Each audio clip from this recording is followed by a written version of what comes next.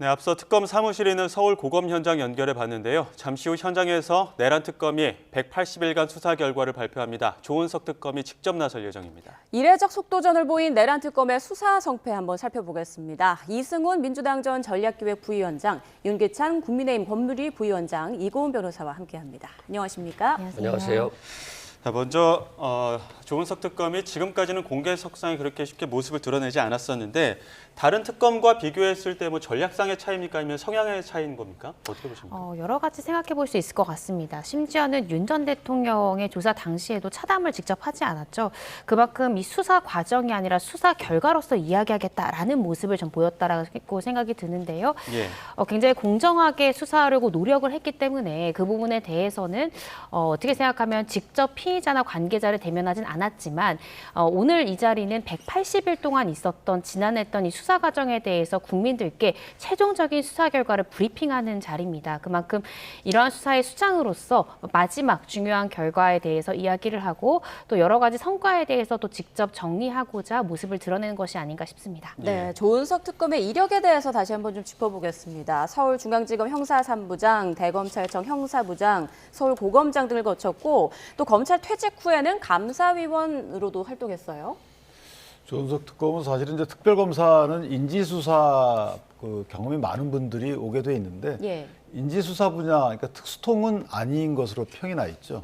통상 저희가 기획통이라고 평가하는데 그런 식의 어떤 중견간부 이후에 검찰 생활을 해왔고 무엇보다도 약간의 이 진영 색채가 좀 있어요. 그래서 저희가 감사위원 할 때 보면 그 당시 국민권익위원장에 관련된 감사 주심이었거든요. 그때 이게 변호인이냐라는 상대방 진영의 공격이 있을 정도로 다소 좀 논란이 좀 있었죠. 아마 그래서 제 생각에는 더욱더 올바른 수사를 위해서는 본인이 나타나는 것이 오히려 진영 간의 격쟁이 일어날 수 있는 단초를 제공하는 것 아닌가라고 해서 안 나타나지 않았나라는 생각이 들고요. 물론 그 진영적 색채가 묻어 있다고 해서 수사를 올바로 못한다라는 취지는 아니지만 어쨌든 진영 공격의 대상이 되면 수사에 지장이 있기 때문에 그런 취지에 본인의 고려가 있지 않았나 생각이 듭니다. 네, 수사 관련해서는 조용히 압도한다라는 어떤 수사 전략들에 대해서도 많이들 알려져 있는데 세평은 좀 어땠습니까? 항상 원칙주의자였다고 생각을 합니다. 제가 봤을 때는 처음에 이 특검을 맡았을 때 사초를 쓰는 심정이다라고 하는 표현을 했어요. 저는 그게 이제 굉장히 깊게 받아들여졌는데 권력이라든가 정치라든가 언론 이런 것에 흔들리지 않고 정말 진실을 밝힌다라는 차원에서 수사를 하겠다라고 느껴져서 원칙적으로 참 잘 수사를 잘하겠구나라는 생각을 했어요. 그리고 본인이 부족한 부분도 있고 좀 서운한 부분도 있고 아쉬운 부분도 있을 거예요. 그럼에도 불구하고 진실에 맞춰서 최선을 다했다라고 보고요. 그 6개월이라고 하는 기간들이 길면 길고 짧으면 짧겠습니다만 조은석 특검뿐만이 아니라 특검에 임했던 모든 사람들이 정말 성실히 했을 것 같고 지금 만들어낸 기소들을 공소유지를 통해서 잘 유죄 판결을 이끌어내고 또 형량을 높게 받아서 특검의 수사가 결국에는 옳았다라고 하는 것들을 좀 보여줘야 될 것 같습니다. 네, 그리고 조은석 특검 기간 중 모친상을 당한 사실을 알리지 않고 빈소를 지켰다. 이 일화도 전해졌어요. 네, 그렇습니다. 지난 9월 29일에 이 조은석 특검의 모친상이 있었는데요. 심지어는 수사팀 내부에도 이 사실을 알리지 않았다라고 합니다. 본인이 중차대한 수사를 맡고 있는 만큼 수사팀 내부에 이런 사실을 알릴 경우에 수사에 영향이 갈까 걱정이 되어서 당연히 외부에 알고 있는 이 사람들에게도 알리지 않았지만 수사팀 내부에도 알리지 않았을 만큼 공정한 수사, 신속한 수사를 위해서 자신의 가족들의 아픔까지도 내부에 알리지 않았던 그런 모습들이 전해지고 있습니다. 예, 지금까지 그 조은석 특검과 윤석열 전 대통령의 과거 어떤 인연들에 대해서도 굉장히 많이 나오고 있고요. 또 처음에 특검 처음 출범하고 나서 이제 기세 싸움이라는 것들도 좀 있지 않았습니까? 포토라인에 설 것이냐 말 것이냐 아니면은 2차 출석을 언제 할 것이냐 이런 기간을 두고도 많이 지금 오고 갔던 것들이 있었는데 이 둘 사이의 인연은 좀 어떻게 좀 보셨습니까? 글쎄 한 기수 차이죠. 사법연수원 기수를 보면 한 기수 차이인데 어쨌든 두 분 다 대한민국 검사 사회에서는 되게 이름난 분들이에요. 예. 그런데 사실은 이제 결과적으로 보면 한쪽 분은 이제 대통령까지 하고 오히려 이제 특검 수사의 대상이 돼서 구속의 신세가 됐고 또 한 분은 또 다소 밀리는 듯 하다가 이건 뭐 개인 어떤 신상 관련된 얘기지만 예. 다시 이 정권이 바뀌고 또 바뀌고 또 바뀌면서 이게 우여곡절이 있는 다소 좀 검사 사회에서의 어떤 이력보다는 정권과 다소 좀 연결된 듯한 이런 이력들이 조명받는 그 두 분의 역사가 됐죠. 근데 어쨌든 중요한 것은 특검의 수사 결과가 일단 중간 단계 입장이라면 이 법원에서 어떤 판단을 받는지가 제일 중요하다고 저는 개인적으로 보고요. 예. 또한 내란 특검은 사실은 좀 아주 특이한 그 특검 그 진행 경과를 갖고 있죠. 원래 검찰 특수본에서 윤석열 대통령을 이제 구속 기소한 이후에 그리고 직권남용 혐의도 추가 기소를 한 이후에 내란 특검이 출범을 했어요. 예. 이 말은 뭐냐면 이미 관련 사건, 주된 사건에 대해서 공소가 유지되는 상황에서 특검이 수사를 시작했기 때문에 이게 다소 나중에 증거 관련돼서 문제가 될 수도 없지 않아 있죠. 이건 뭐 네. 특검이 잘잘못을 따라서 태생적으로 그런 한계가 갖고 있다는 부분이 하나 있는 것이고 또 하나 그러다 보니까 내란 특검 입장에서 보면 엄중함을 국민께 보여줄 수밖에 없죠. 왜냐하면 성과라는 것이 실제 내란 큰 줄기에서는 이미 기소가 돼 있는 상황이고 그래서 외환유치죄 관련돼서 그것과 관련돼서 뭐 주안점을 주겠다 이런 취지로 저희가 이해를 했는데 외환유치죄는 또 기소가 안 됐죠. 일반 이적죄만 된 상황이고 그러다 보니까 저희가 생각하는 27명이 기소가 됐지만 상당수는 이 반개 저희 소위 별건 수사라고 하는 예컨대 헌법재판소 대통령 권한대행들이 헌법재판관을 미임명하고 또 임명하고 이것과 관련돼서 이걸 구속요건 해당성이 있다 그래서 이걸 인지해서 기소를 다 했단 말이에요. 최상목이나 네. 이런 분들은 이 부분도 사실은 조금 원래 저희가 특검에 기대했던 부분과 다소 좀 결이 다른 거다. 그래서 나중에 법원의 정확한 이 1심 재판이 나오게 되면 특검의 오늘 수사 결과를 어떻게 발표할지 모르겠지만 그 발표에 대한 또 다른 평가 예. 이것들은 이후에 있을 것 같다라는 생각을 예, 전반적인 평을 해주셨는데 앞서 말씀하셨던 기수 차이는 이제 4기수 차이. 사법고시와 사법연수는 4기수 차이인데 4기수. 이제 연세가 조금 더 23기니까요. 이제 그 조은석 특검이 좀 많은 것으로 지금 그렇게 알려져 있습니다. 두 사람의 인연에 대해서도 짧게 언급을 해주셨는데 이 변호사님께서 어떻게 보십니까?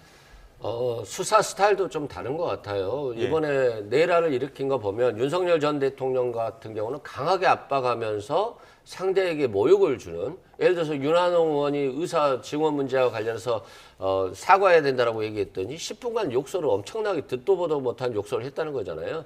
그만큼 행동이 굉장히 나쁜 행동들을 많이 취했던 것 같고 조은석 특검 같은 경우는 항상 원리 원칙주의자적인 스타일이었던 것 같아요. 최선을 다해서 수사하고 치밀하게 하고 그래서 상대를 굴복시키는 그런 좀 스타일이었던 것 같고요.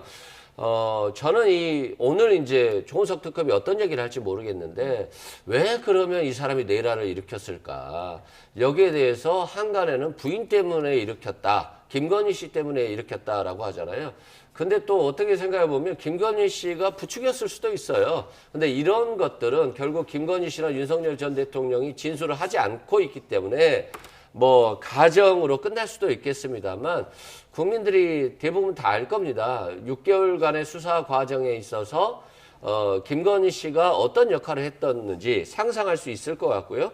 특히 또 이재명 대통령에 대해서도 그리고 한동훈 전 대표에 대해서도 그리고 김명수 대법관이라든가 또 이재명 대통령에 대한 공직선거법 항소심에서 무죄 판결을 선고했던 판사 이런 분들까지도 체포 대상에 포함됐다라고 하는 것이 있으니까 결국에는 너무 개인적인 감정으로 했다. 네. 그리고 상대방을 부시지 못하니까 예, 스스로 잠시만요. 지금 판단하지 조은석 특검 못했다. 이야기 생각합니다. 들어보겠습니다.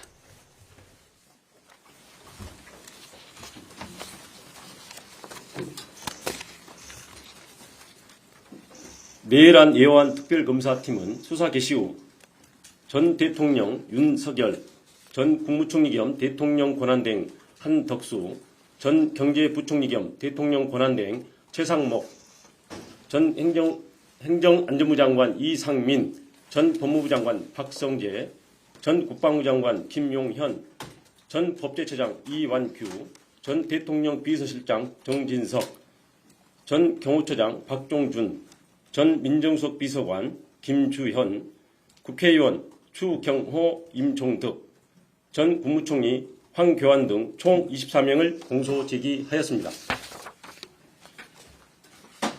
비상계엄을 선포할 명분을 만들기 위해 비정상적 군사작전을 통해 북한의 모력 도발을 유인하였으나 북한의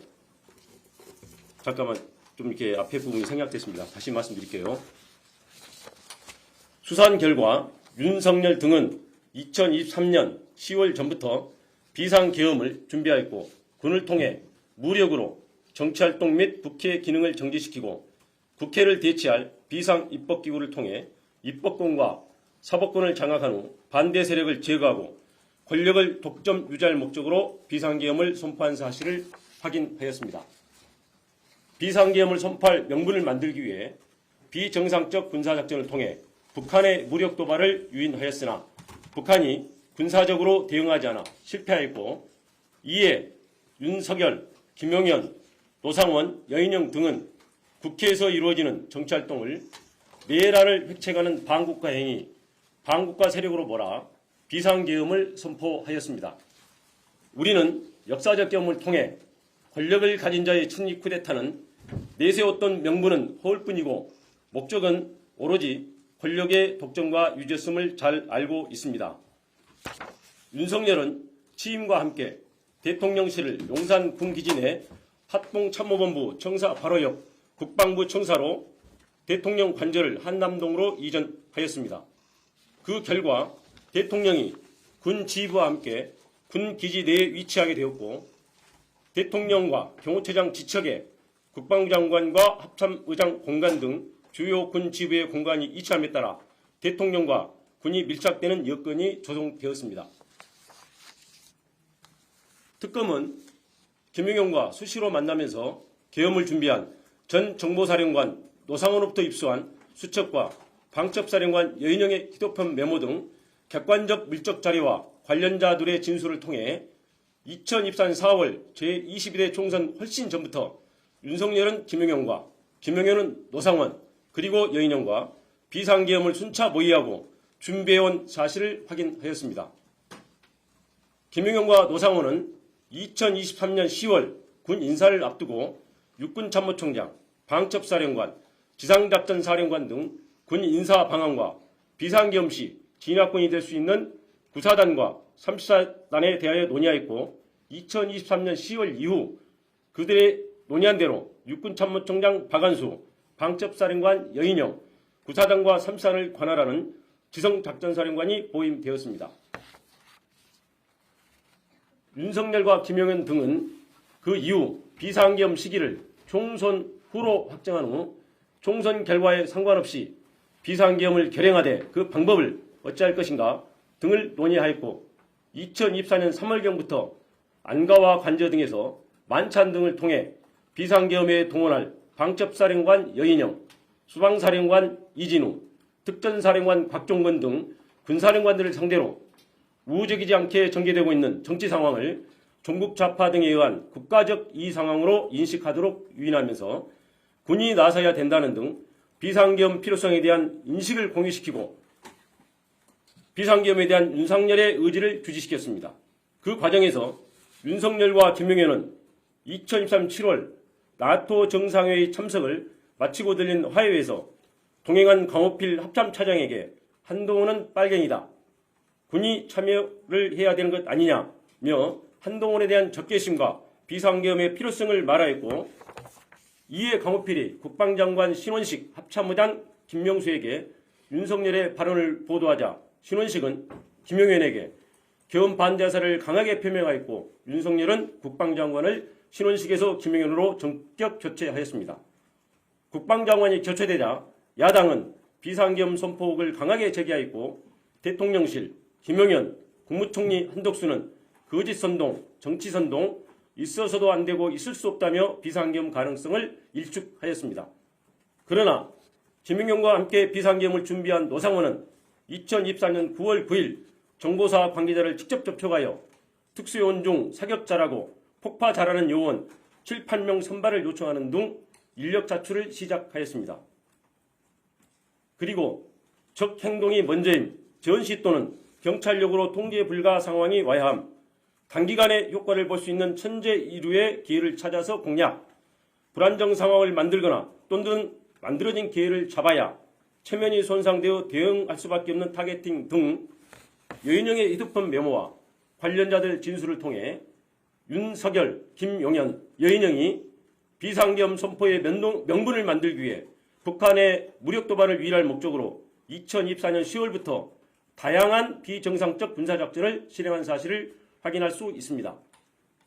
그러나 합참의 소극적 태도, 우크라이나 파병 등으로 북한이 무력 대응에 응하지 않아 비상계엄 명분 확보에 성공하지 못하였고, 이에 윤석열 등은 당시 정치 상황을 활용하여 행정과 사법 기능 마비 등 계엄 선포 사유가 없음에도 야당의 입법 및 공직자 탄핵과 예산 편성을 행정과 사법 기능을 마비시키는 내란에 해당하는 반국가 행위로 몰아 반국가 세력을 신속히 척결한다는 명분으로 2024년 12월 3일 심야에 비상계엄을 선포한 것입니다.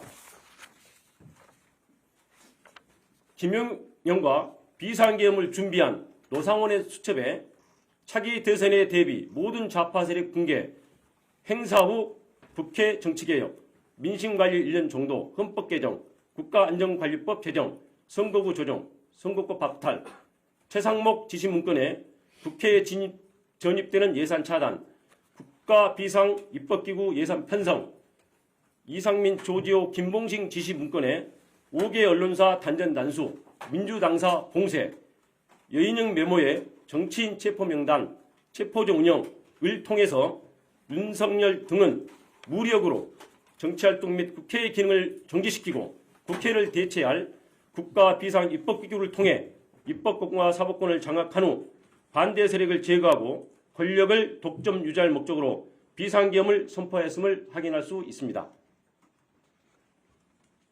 검찰총장 재직 시 집권당과 대립하다가 검찰총장직에서 물러나 2021년 6월 29일 대통령 출마 선언을 하면서 집권당을 거대 의석을 가지고 자유와 법치를 부정하는 세력으로 규정한 윤석열은 2022년 11월 25일 국민의힘 지도부와 하는 만찬 자리에서 비상대권이 있다, 총살당하는 한이 있더라도 싹 쓸어버리겠다 라며 정치적 반대 세력에 대한 적대감을 드러낸 사실이 있고, 2024년 7월 강호필 합참차장에게 자신이 법무부 장관으로 임명하였던 국민의힘 당대표 한동훈을 빨갱이다 라고 말하고, 2024년 10월 1일 군사령관들과의 만찬 자리에서는 한동훈을 잡아오라, 총으로 쏴 죽이겠다 라고 말하였으며 마음에 들지 않는 법관을 체포하려 하였습니다. 이러한 사실을 통해 윤석열이 신념에 따른 것이 아니라 자신을 거스르거나 반대하는 사람을 반국가 세력으로 몰아 비상계엄을 통해 제거하려 한 사실을 확인할 수 있습니다. 심지어 윤석열 등은 비상계엄과 국회 기능 정지의 명분을 만들기 위해 선관위에 무장 군인을 진입시키고 범죄 수사와 전혀 관련 없는 대북 작전을 수행하는 정보사 요원을 중심으로 수사단을 만들어 2024년 4월 총선 결과가 반대 세력에 의한 부정선거라고 조작하기 위해 그에 사용할 목적으로 사전에 야구방망이, 송곳, 망치 등 도기를 준비하기도 하였습니다. 우리 국민은 1980년 전두환 노태우 세력의 합수부가 권력 찬탈의 명분을 만들기 위해 반대 세력을 영장 없이 체포 감금하고 고문으로 사건을 조작한 역사를 생생히 기억하고 있습니다. 결국 윤석열은 2024년 4월 총선 전부터 비상계엄을 준비하고 북한의 무력 도발을 유인하여 비상계엄을 선포하려고 하였으나 실패하였고, 군을 통해 무력으로 입법권과 사법권을 장악한 후 정책 반대 세력을 제거하고 권력을 독점 유지할 목적으로 2024년 12월 전후의 정치 상황을 국정마비로 내세워 비상계엄을 선포한 것입니다. 이상입니다.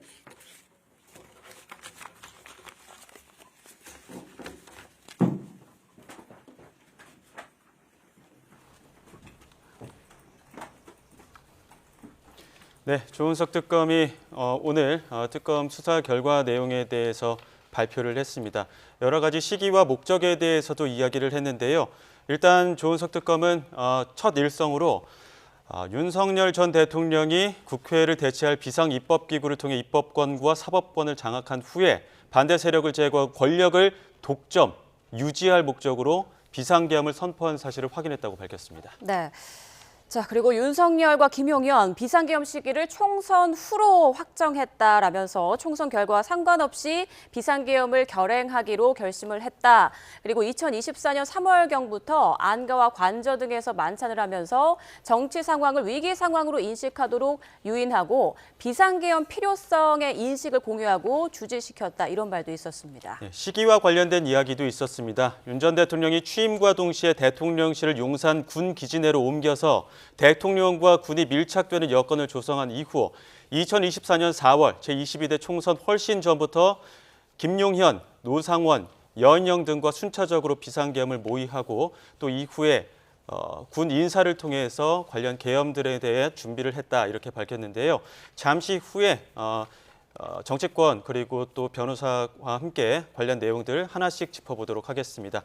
자, 조금 전 들어온 속보도 하나 전해드리겠습니다. 지금 경찰이 서울구치소에 압수수색에 들어갔는데요. 한학자 통일교 총재가 지금 수감돼 있기 때문에 한학자 총재에 대한 강제 수사를 위해서 서울구치소에 압수수색에 들어갔다는 소식이 속보로 들어왔습니다. 오늘 서울구치소에 수감된 한학자 총재를 비롯해서 윤영호 전 통일교 세계본부장에 대한 압수수색도 진행하고 있는데요. 압수수색 결과와 관련해서 추가 소식이 들어오면 잠시 후에 속보로 전해드리겠습니다. 네, 그리고 전재수 전 해양수산부 장관의 입장이 나왔습니다. 앞서 한 언론에서 윤영호 전 본부장이 지난 2018년 9월 10일 한학자 총재에게 전재수 의원이 우리 일에 적극 협력키로 했다는 내용의 특별 보고를 하기 하루 전 실제 전재수 의원이 부산 지역에서 열린 통일교 행사에 참석한 정황이 확인됐다라고 밝혔는데요. 이에 대해 전재수 전 장관은 단연코 불법적 금품 수수 추호도 없었다고 다시 한번 관련 의혹을 부인하면서 한학자 자서전을 들고 찍은 사진 보도와 관련해 응원한다며 책 들고 사진 찍는데 어떻게 마다하나 이렇게 해명을 했습니다. 전재수 전 장관 다시 한번 단연코 불법적 금품 수수는 추호도 없었다고 해명했습니다. 네, 저희는 계속해서 오늘 조은석 특검의 발표 내용과 관련해서 세 분과 이야기 나눠보겠습니다.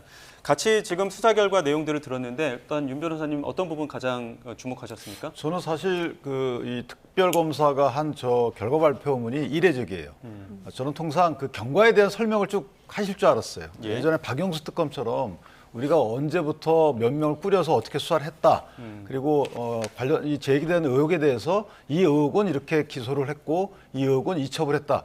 이런 식의 드라이한 수사 결과 발표일 줄 알았는데 사실 저걸 보면 마치 결심 공판에서 검사가 의견을 밝히는 예. 약간 구형을 하는 듯한 느낌을 좀 받았거든요. 그래서 좀 이례적이다. 물론 틀이나 규정 이런 건 없기 때문에 특별검사가 본인들의 그 내용은 선택을 하는 거지만 다소 무미건조한 수사 발표문을 기대했는데 그것이 아니고 마치 동기와 그리고 이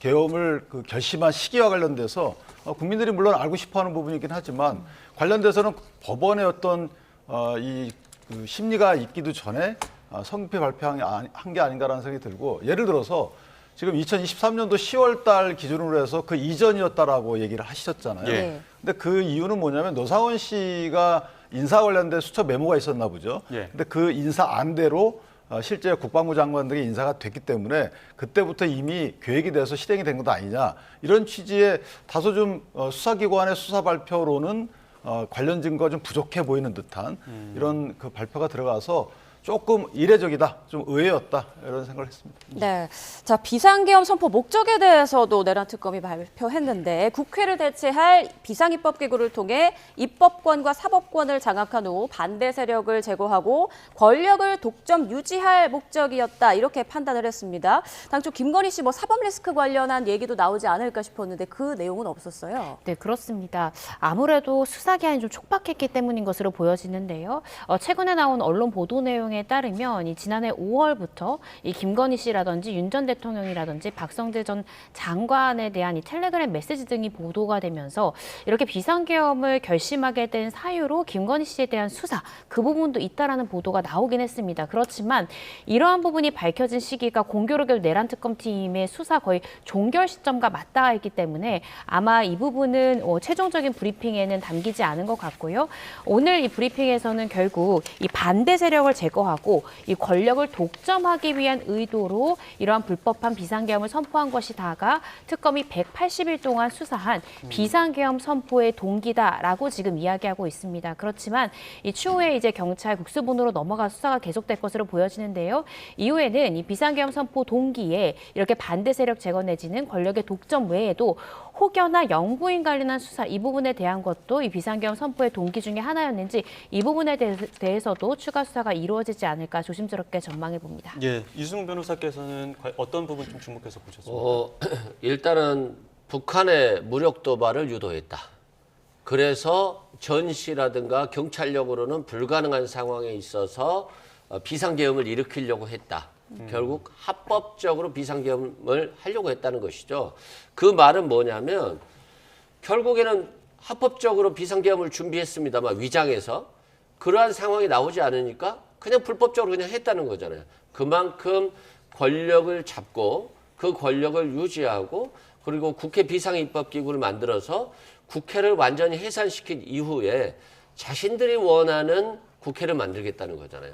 그만큼 예전에 전두환 씨라든가 박정희 정권 때 했던 수법을 그대로 쓰려고 했기 때문에 얼마나 터무니없는 행동을 했는지를 알 수가 있고요.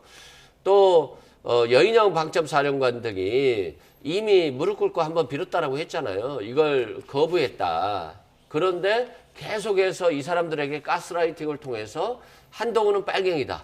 왜 이재명 대표를 못 잡아들이냐. 뭐 이런 취지의 말을 하면서 비상계엄으로 유도해갔고 그래서 아마 여인영 방첩사령관이라든가 특전사령관, 뭐 수방사령관 등이 이렇게 끌려오는 거죠. 그리고 뭐 당연히 그 중심에는 김영현 전 장관이 있고요. 예. 그리고 김영현 전 장관이 또 이런 군부를 이끌었다는 거. 그리고 신원식 전 장관이 비상계엄을 반대하니까 다시 김영현으로 교체됐다라고 하는 거. 이런 내용들이 오랜 기간 사실상 준비를 했고 다만 극소수가 관여했다라고 하는 것을 알 수 있고요. 천재 일우의 기회를 찾겠다 이런 표현을 했던 것 같아요. 그건 뭐냐면 정말 북한이 우리나라의 무력 도발에 대응해서 과하게 대응했을 때 이걸 갖다가 비상계엄으로 하려고 했다라고 하는 정말 극악무도한 행동이잖아요. 대한민국의 국민들과 대한민국의 영토가 엄청난 위기를 맞을 수 있었고 대한민국의 뭐 주가라든가 외환이라든가 모든 안전이라든가 생명 모든 것이 한순간에 무너질 수 있는 상황들을 스스로 초래했다는 것이잖아요. 엄청나게 무서운 위험한 사람이었다. 그 사람이 지금 감옥에 들어가 있어서 정말 다행이다. 우리나라는 오히려 윤석열이라고 하는 사람이 감옥에 감으로써 다시 한번 일으켜 세울 수 있는 천재 일우의 기회를 맞이한 것이다. 정말 좋은 이 기회를 잘 살려야 되겠다 이런 생각이 듭니다. 예, 지금 목적과 관련해서 그 선우를 보게 되면, 그러니까 윤석열 전 대통령은 그 거대 야당의 줄탄핵 때문에 이번 계엄을 하게 됐다는 어떤 명분을 내세우긴 했습니다만, 조은석 특검이 그 명분으로 이야기한 걸 보면 북한의 무력 도발을 먼저 유인을 했는데 이게 안 되자 국회의 어떤 정치 활동을 다시 한번 명분으로 삼아서 하도록 했다. 뭐 이렇게 이야기를 하고 있거든요. 이런 선후 관계를 보는 특검의 시각도 좀 다른 것 같아요. 네, 그렇습니다. 그렇지만 우리가 여기서 또 분명히 알아야 될 것은 이 특검이 수사한 내용에 대한 브리핑이지 아직 확정된 사실관계는 아니라는 거죠. 예. 왜냐하면 특검에서 13명에 대해서 구속영장을 지금 수사한 내용을 기반으로 영장 청구, 이제 범죄사를 기재해서 영장을 청구했는데 그중 6명의 영장이 기각됐다라는 거죠. 영장 기각률이 46%라는 점에서 이 특검의 수사 내용이지 아직 확정된 사실관계는 아니지만 예. 특검이 현재 보고 있는 것은 이 비상계엄 선포의 정당성을 부여하기 위해서 첫 번째로 시도했던 부분이 바로 북한의 무력 도발을 유인하고자 노력을 했다라는 거죠. 그런데 북한이 소극적으로 대응하고 생각처럼 이 북한이 무력 도발하지 않은 거죠. 이에 실패하자 결국 이 정치적인 사유를 들어서 결국 비상계엄 선포의 정당성을 부여하려 했다라는 것이 특검의 수사 내용이고 아마 이 부분에 대해서는 특검도 수사를 하면서 관련자들에 대한 진술 이런 것들을 토대로 이렇게 시간적인 선후 관계 또 이런 사실관계를 지금 수사한 것이 아닌가 싶습니다. 네, 자 그리고 또 하나 눈에 띄었던 부분이 윤석열 전 대통령이 취임과 함께 대통령실을 대통령 관저를 한남동으로 이전을 했는데 대통령실은 국방부 청사로 이제 이전을 했었죠. 이로 인해서 윤 전 대통령이 군 지휘구와 함께 군 기지 내에 위치하게 되었고 이로 인해서 대통령과 군이 밀착되는 여건이 조성됐다 이렇게도 분석을 했어요. 만약에 그것이 범죄 계획의 또는 모의의 대상과 과정의 일환이었다면 윤한홍 의원도 기소를 했어야죠. 수사를 받고. 총괄했잖아요, 윤한홍 의원이. 자, 그 부분은 갖다 붙인 것 같고 저는 개인적으로 특검이 여러 가지를 넣고 설명을 하셨는데 중요한 것은 계엄의 목적 자체를 권력의 통합이라고 봤잖아요. 권력의 독점. 네. 그 말은 뭐냐면 비상입법기구를 중시한 거예요. 비상입법기구를 만들려고 했다라는 것을 특별검사는 그걸 강조하고 싶었던 거죠. 그래야지만 이 특검은 이게 계엄의 당부당을 따지는 특검 발표가 아니잖아요. 이건 헌재에서 이미 한 것이고 실제 이게 내란죄로 연결돼야 되는 것이고 내란죄로 연결되려고 그러면 국회의 기능을 장기간 이걸 중단시키거나 불능화시켜야 되는 건데 예. 그게 상당히 입증의 공방의 대상이 되죠. 따라서 비상입법기구를 하려고 했다. 이 부분을 특별검사는 강조하고 이걸 입증해야 되는 겁니다. 그렇다면 비상입법기구를 하려고 한 그 배경이나 동기가 뭐냐? 권력의 독점이다 이거죠. 예. 그래서 이렇게 간 거고 나머지 배경 지식에 대해서는 특별검사가 사실 설명할 필요가 없어요. 왜 그러냐면 아니 그간의 배경이나 동기 이런 부분들은 내란죄와는 전혀 관련이 없는 부분들이거든요. 예. 그건 헌재에서도 분명히 민주당의 국회 입법 독주에 대해서 이 배경이 됐다는 부분은 헌재도 이미 설실했어요. 근데 그거 싹 뺐죠. 이 부분은 뭐냐면 제가 뭐 정치적인 성향이 드러났다 이렇게 얘기하는 건 아니고 그 특별검사 입장에서 보면 동기보다는 목적이 중요한 겁니다. 그래서 예. 목적이 권력의 통합이고 독점이기 때문에 비상입법기구 국회를 애당초에 모의할 때 이건 장기간 국회를 불능화시키려고 했다. 이 부분이 특별검사가 하고 싶었던 말이기 때문에 저 부분은 이제 재판 과정에서 치열한 쟁점이 되어오고 있는 것으로 저렇게 알고 있습니다. 네, 지금 현장에서 박지영 특검보가 조은석 특검 브리핑 이후에 기자들과의 질의응답이 있는 것 같습니다. 이 질의응답 과정에서 새로운 소식이 들어왔는데요. 일단은 특검보는 김건희 씨와 관련해서는 계엄에 관여한 사실이 발견되지 않았다 이렇게 밝혔습니다. 그 비상계엄 관저 모임에 참석한 군 관계자들을 모두 조사를 했었고 또 당시에 이제 병원에 갔다라는 어떤 알리바이가 있었는데 그 부분과 관련해서도 행적을 확인했지만 비상계엄과 관련된 관련성은 발견되지 않았다 이렇게 오늘 브리핑을 통해서 밝혔습니다. 특히나 또 다른 내용들도 한 가지 더 나온 게 이제 특검에서는 그 국무총리와 국무위원들의 헌법적 책무를 확인하는 성과가 있었다라고 이야기를 합니다. 그 책무라고 한다면은 국무회의나 문서주의를 통해서 행정부를 견제하는 장치다 이렇게 이야기를 하면서 형사 책임이 있음을 확인하는 의의가 있다 이렇게 얘기를 했거든요. 이거 어떻게 해석해 볼 수 있을까요, 유승희 변호사님? 예를 들어서 이번에 국무회의 때 이렇게 했잖아요. 국무회의도 없이 윤석열 전 대통령이 바로 비상계엄을 선포하려고 했잖아요. 예. 그러니까 한덕수 전 총리가 최소한 국무위원들은 국무회의는 해야 된다라고 있는 거잖아요. 그러고 나서 다 국무위원들을 부르는 게 아니라 이 비상계엄에 동의할 만한 사람만 불렀잖아요.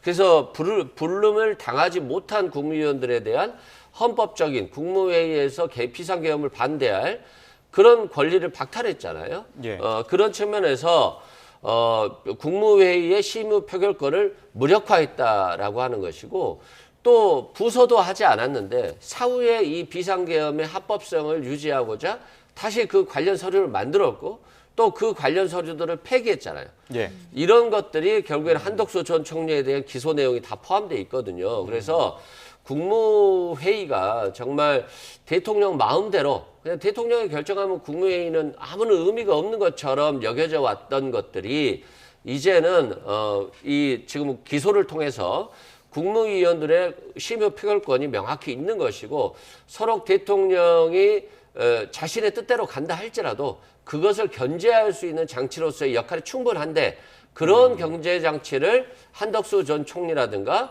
다른 국무위원들이 제대로 하지 못했다.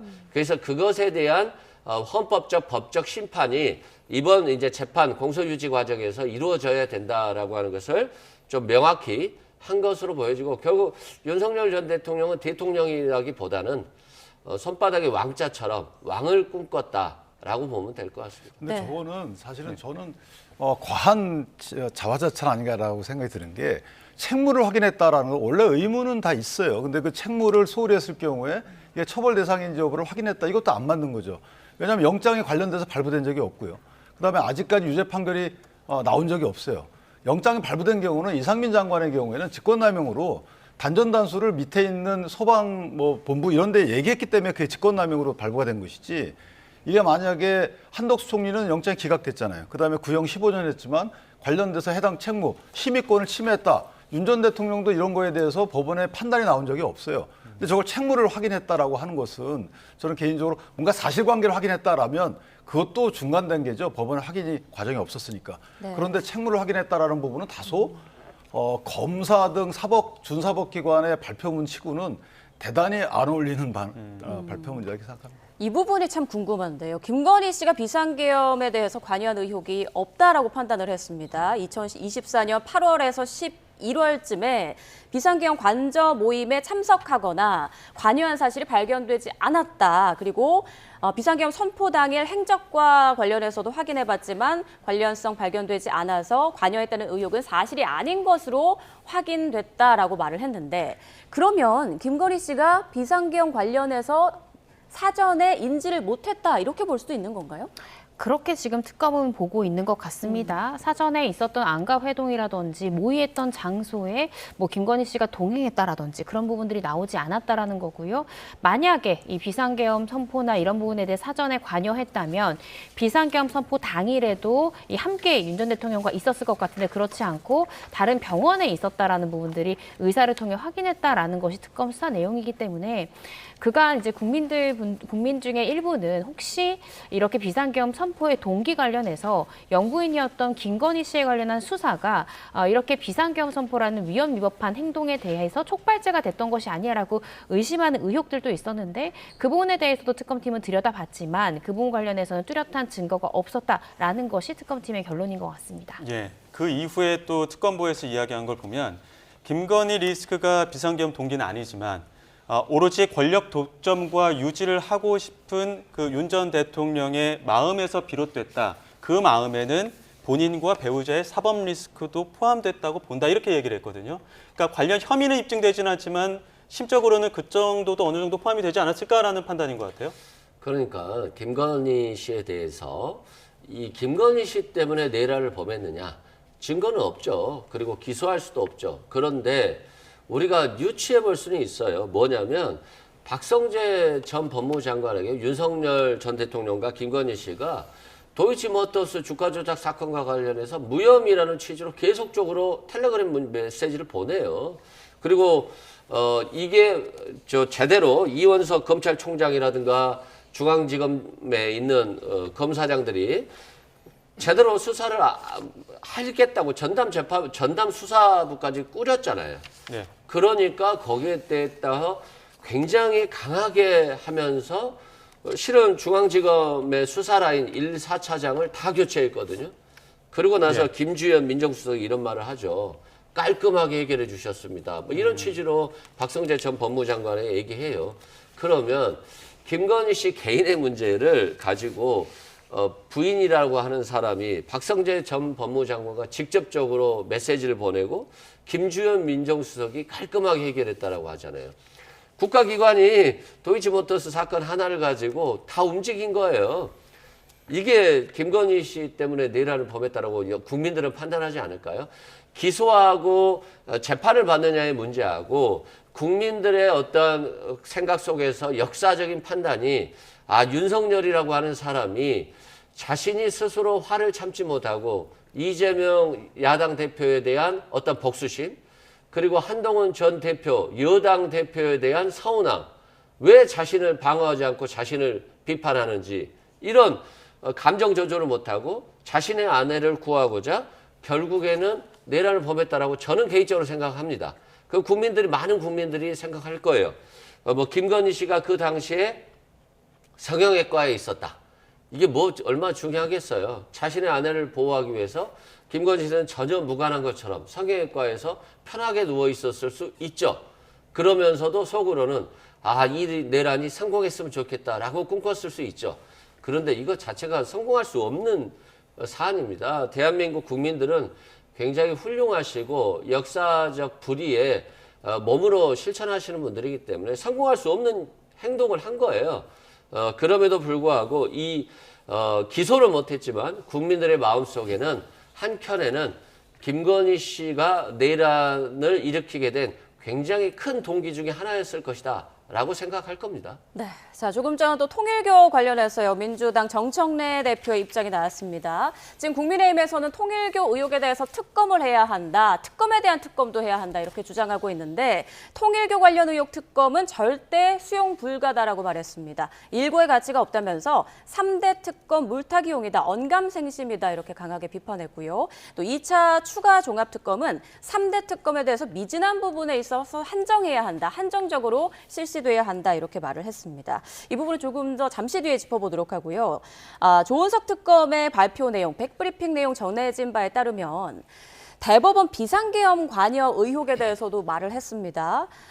계엄과 관련된 담당자들을 모두 조사를 해봤는데 조희대 대법원장이나 천대엽 법원행정처장이 비상계엄 조치 논의하기 위한 간부회의를 개최한 정황이 확인되지 않았다. 이렇게 말을 했단 말이죠. 이 부분은 어떻게 보십니까? 그건 이제 사실관계에 대한 발표니까 특별검사는 저렇게 발표해야 되는 거거든요. 사실은 이제 뭐 고소고발 사건이 열몇 건인가가 있었던 걸로 제가 알고 있어요.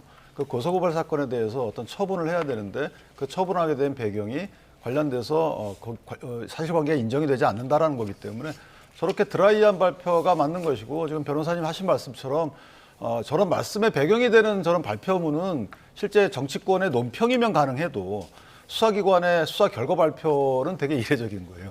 왜냐하면 제가 이 계엄이 부당하고 이 계엄이 헌법에 정한 요건을 충족하지 못했으면 거의 다툼이 없어요. 그것 갖고 수사를 한 게 아니잖아요. 이 계엄은 잘못된 계엄입니다. 그런데 이 계엄을 한 목적과 동기가 과연 내란죄, 우리가 형법이 규정하는 내란죄 구성 요건에 해당하느냐 여부를 수사해 봤더니 어떻다라고 발표하는 게 오늘 그 자리의 발표문이에요. 근데 그 발표문을 볼 때 계엄과 관련된 얘기가 상당수를 차지한다는 거죠.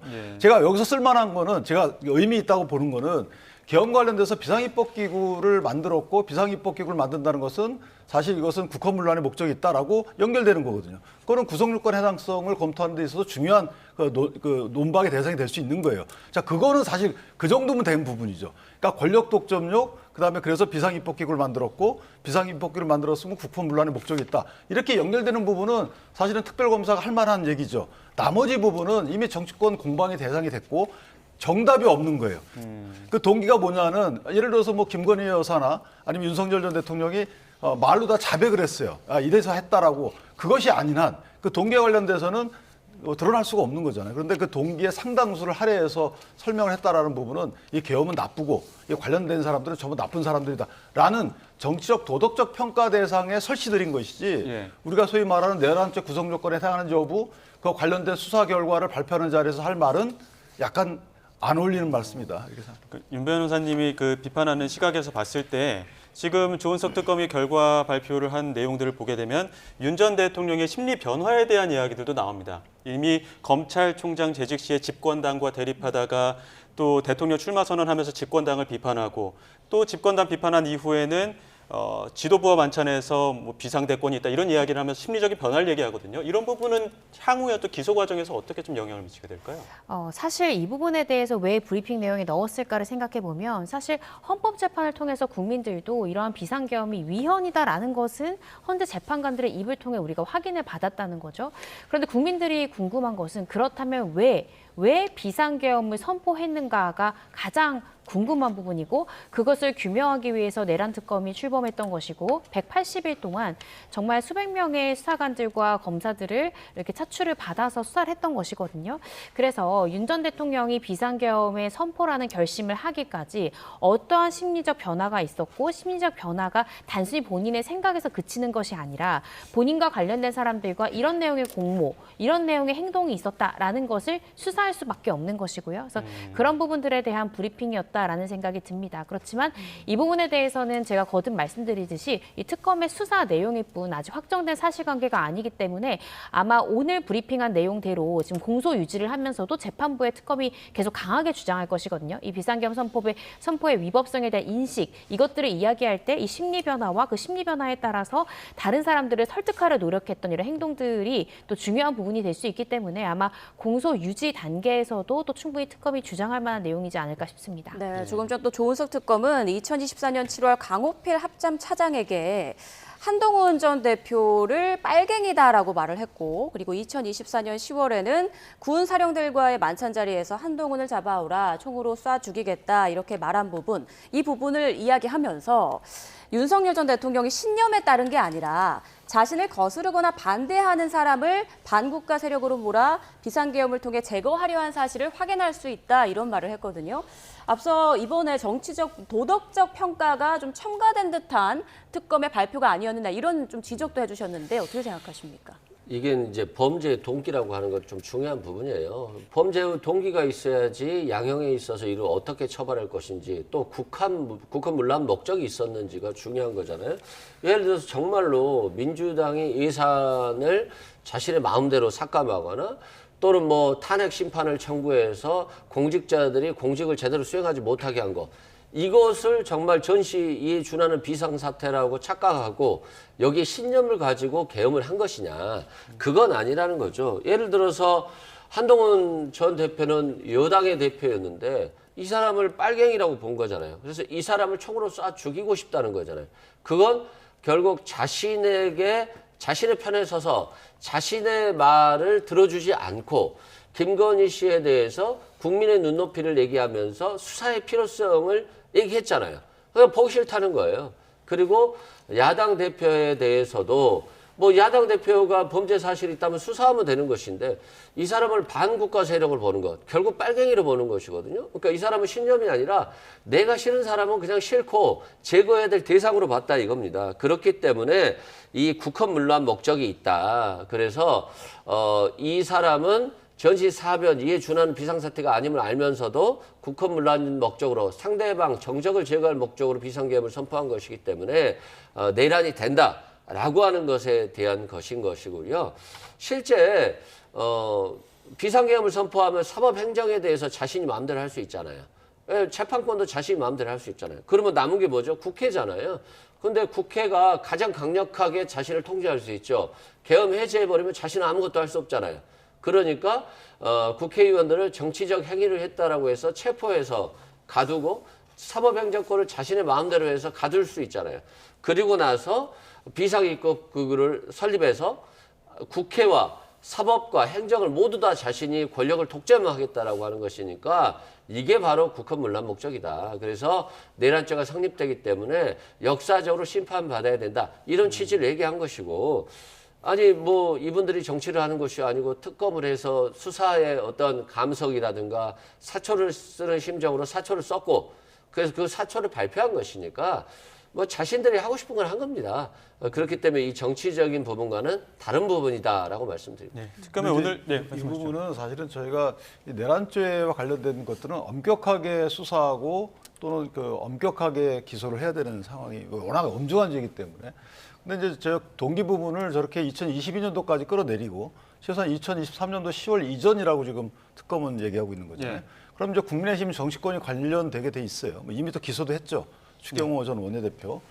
그런 부분이 하나 있고, 또 하나는 저렇게 되면 애써 그런 주장을 합니다. 특검 입장에서 보면 2024년도 12월 달 그 계엄 선포 당시의 정치 상황은 고려 대상이 아니다라는 취지의 그런 뉘앙스가 있어요. 그 말은 뭐냐면 그 당시 헌재가 그 많은 심의를 통해서 계엄 당시의 정치 그 상황이 계엄의 배경이 됐다라는 사실을 써 있단 말이죠. 그럼에도 불구하고 그건 민주적인 절차로 해야 되는 것이지 그렇게 계엄으로 하면 안 된다, 이게 결론이지만 그 과정에 대한 설치는 헌재가 분명히 했어요.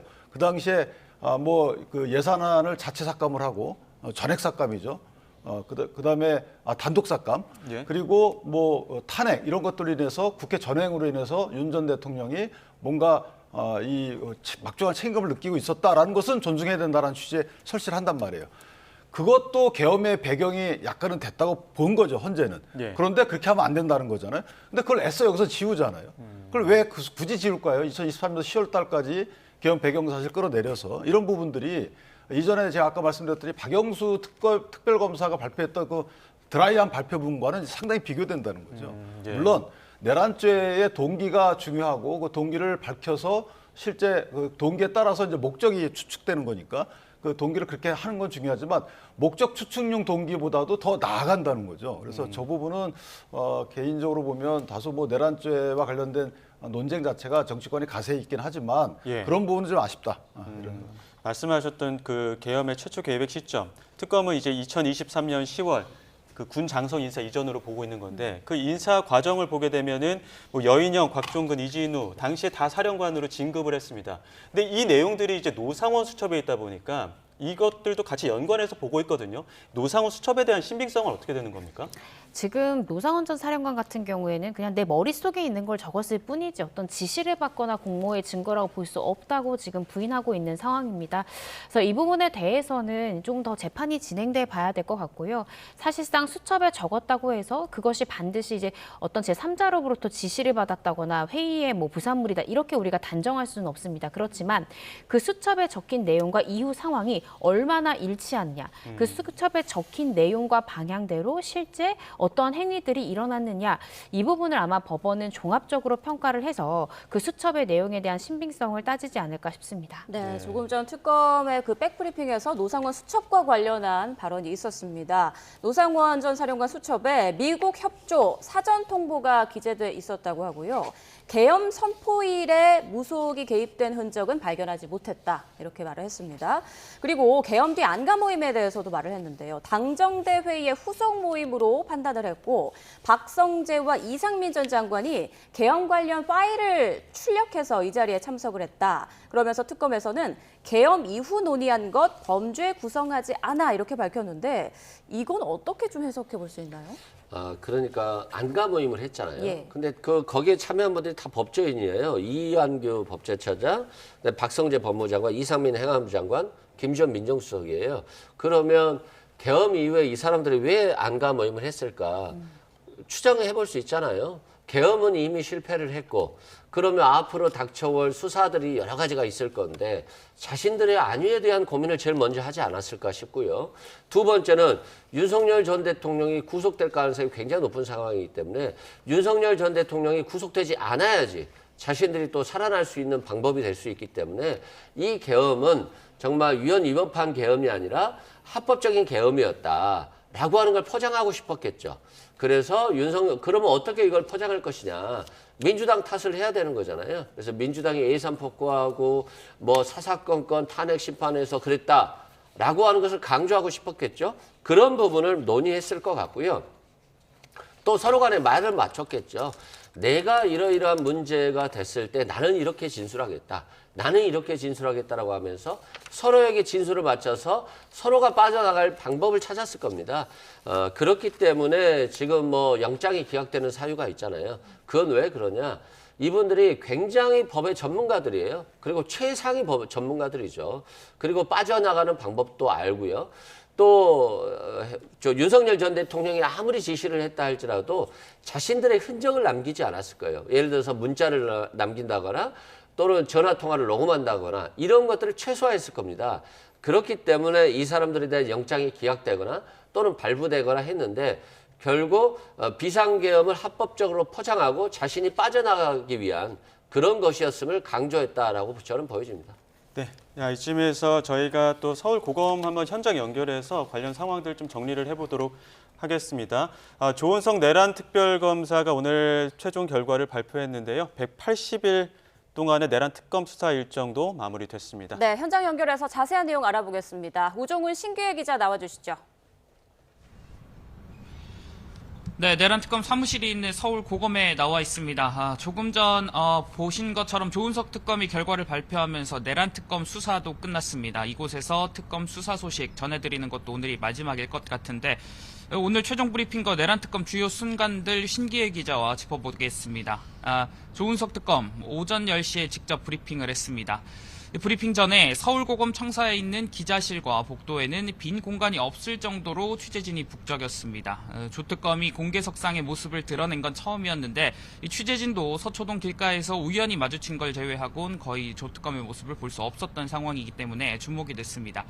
이 브리핑 직전 공개된 조 특검의 발언은 총 8장 분량이었고 11분가량 진행이 됐습니다. 특검 수사 결과가 가장 먼저 언급됐는데 윤석열 전 대통령을 비롯해 20여 명에 대한 공소 제기가 이루어졌습니다. 관련해서 조은석 특검 발언 내용도 주목을 받았었는데 관련 내용 설명을 해주시죠. 네, 일단 조은석 특검은 윤석열 전 대통령을 포함한 모든 대상자들에 대해 호칭, 직함 같은 걸 생략했습니다. 그래서 브리핑 내내 윤석열이라고 지칭을 했습니다. 윤석열 전 대통령이 한동훈 전 국민의힘 대표를 빨갱이라고 지칭했다는 등 발언의 수위도 가감없이 전달을 했고요. 또 윤 전 대통령이 권력 독점의 목적을 가지고 군사령관들을 주도적으로 포섭한 거로 묘사를 했습니다. 그러면서 40여 년 전 전두환, 노태우 신군부, 당시 합동수사본부를 언급하며 역사적 단죄의 필요성까지 강조했습니다. 그러면서 특검은 발언하는 내내 단호한 어조를 유지했습니다. 네, 주특검의 발표 이전에 자료도 배포가 됐습니다. 관련해서 계엄 동기가 자료에 담겼는데 특검은 윤 전 대통령이 무력으로 정치적 반대 세력을 제거하기 위해서 또 권력을 독점하려 계엄을 선포했다고 판단을 했습니다. 특검이 낸 자료 가운데 비상계엄 선포 목적과 그 시점에 대한 설명에는 노상원 수첩이 스모킹건으로 설명이 됐습니다. 노상원 수첩에는 차기 대선을 대비해 좌파 세력을 붕괴, 그리고 선거권 박탈, 법 개정 등 내용이 담겼는데 이를 토대로 윤 전 대통령이 권력을 독점하려 했다고 판단을 한 겁니다. 또 최상목 전 장관에게 건넨 국회 자금 차단, 그리고 국가 비상입법기구 예산 편성 내용은 입법권을 장악하려 했다는 중요 근거로 판단이 됐습니다. 또 자료에 포함된 특검이 판단한 계엄 계획 시점도 한번 설명을 해주시죠. 네, 특검은 윤석열 전 대통령이 비상계엄을 재작년 10월, 즉 12.3 계엄 선포일보다 1년 이상 빨리 준비했다고 판단했습니다. 이른바 노상원 수첩에 기재된 방첩사령관 등 인사 내용이 재작년 10월에 그대로 반영됐고 이때부터 사실상 준비에 들어갔다는 겁니다. 그리고 특검이 낸 자료에는 이보다 앞선 2022년 7월에서 8월경 윤 전 대통령이 계엄을 계획하고 있다는 말을 전해 들었다는 진술이 확보돼 있다고도 적혀 있었습니다. 이를 통해 윤 전 대통령이 지난해 12월보다 한참 전에 계엄을 준비했다는 게 확인이 된 겁니다. 예, 특검이 낸 자료에서 주목할 부분은 또 있었습니다. 배우자이죠. 김건희 씨가 자료에서 빠져 있었던 부분인데 수사 자료에 계엄 준비 시기와 목적은 있었습니다. 이 권력 독점을 위해서 23년 10월 이전부터 준비했었다는 건데 그렇기 때문에 권력을 왜 독점하고 싶었는지가 명쾌하지 않았습니다. 여기서 주목해야 될 게 김건희 씨였습니다. 특검 수사 마지막에 막판에 김건희 씨와 박성재 전 장관의 연락 내용이 드러났었기 때문입니다. 당시 김건희 씨가 주가 조작 의혹으로 본격 수사 궤도에 오르면서 박성재 전 장관 측에 연락한 정황이 발견이 됐기 때문입니다. 김건희 씨의 사법 리스크가 계엄 선포의 직접적 동기가 아니었겠냐는 분석이 나왔는데 특검은 일단 박성재 전 장관을 청탁금지법 위반 혐의로 재판에 넘겼고 이 계엄과 밀접한 관련이 있다는 설명도 했는데 이 공식적 자료에는 빠져 있던 겁니다. 하지만 이 백브리핑 과정에서는 김건희 씨에 관련한 내용이 나왔죠. 네, 김건희 씨 관련 내용이 왜 빠졌느냐에 대한 질문이 나왔고 이에 대해 박지영 특검보가 설명을 했습니다. 우선 특검은 김건희 씨가 비상계엄에 관여했다는 의혹은 사실이 아니라고 판단했습니다. 작년 비상계엄 모임, 관저 모임에 참여한 군 사령관들에 대한 조사나 통신 내역을 확인한 결과였는데요. 또 계엄 당일 김건희 씨를 보좌한 행정관이나 성형외과 의사의 행적까지 확인을 했습니다. 즉 김건희 씨가 계엄의 시기를 정하는 등 일부 사항에선 동기가 될 수 있겠지만 주요 동기는 아니라는 겁니다. 그러니까 권력을 독점하겠다는 목적 안에 김건희 씨의 사법 리스크 등이 포함이 될 수는 있겠다는 설명이었습니다. 예, 180일 동안 특검의 수사가 진행이 되면서 특검이 계획했던 대로만 진행이 됐던 건 아닙니다. 주요 장면 가운데는 구속영장 기각 사례들도 있었습니다. 대표적으로 한덕수 전 총리, 박성재 전 장관, 그리고 추경호 국민의힘 전 원내대표의 영장 기각 사례가 있었습니다.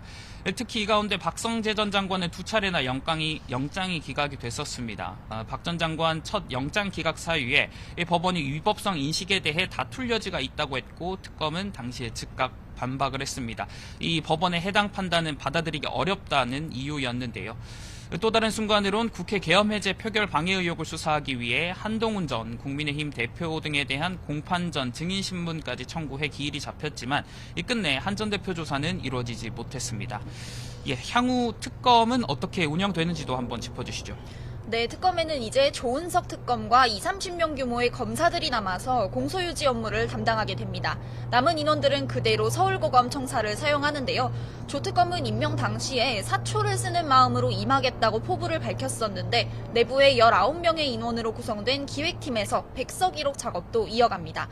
백서에는 그동안의 수사 결과와 피의자 신문 조서, 재판 증언까지 총망라되는데 YTN 취재 결과 다음 달 초쯤에 국회와 대통령실에 보고될 예정인 거로 파악됐습니다. 네, 특검이 수사를 마쳤지만 남은 사건들이 있습니다. 남은 사건들은 경찰에 넘기는 사건들인데 특검은 당초에 이 경찰에 넘기는 사건을 최소화할 거라고 했습니다. 실제 특검이 낸 자료를 보니까 249건 사건을 접수받아 215건을 처리했고 34건만 경찰 국수본에 넘기기로 결정을 했습니다. 심우정전 검찰총장의 즉시 항고 포기 사건 등이 넘어갈 예정입니다. 어제가 수사 종료일이었기 때문에 이첩 작업은 오늘부터 3일간 진행될 것으로 보입니다. 지금까지 내란 특검 관련 소식 정리해봤습니다. 상암동 스튜디오 나와주십시오. 계속해서 다음 소식 전해드리겠습니다. 경찰이 통일교 의혹과 관련해 통일교 천정궁 등 10곳과 한학자 총재가 수감된 서울구치소 등에 대해 압수수색을 벌이고 있습니다. 전재수 전 장관 등 피의자로 입건된 3명에 대해서도 강제 수사가 진행되고 있는데요. 현장에 나가 있는 취재기자 연결해 보겠습니다. 배민혁 기자. 네, 경찰청 국가수사본부입니다. 네, 먼저 통일교에 대한 압수수색 어떻게 진행되고 있습니까? 네, 통일교 의혹과 관련해 경찰이 오늘 첫 강제 수사에 나섰습니다. 경찰 전담수사팀은 통일교 의혹과 관련해 오늘 오전 9시부터 천정궁, 통일교 서울본부 등 10곳에 대해 압수수색 영장을 집행하고 있습니다.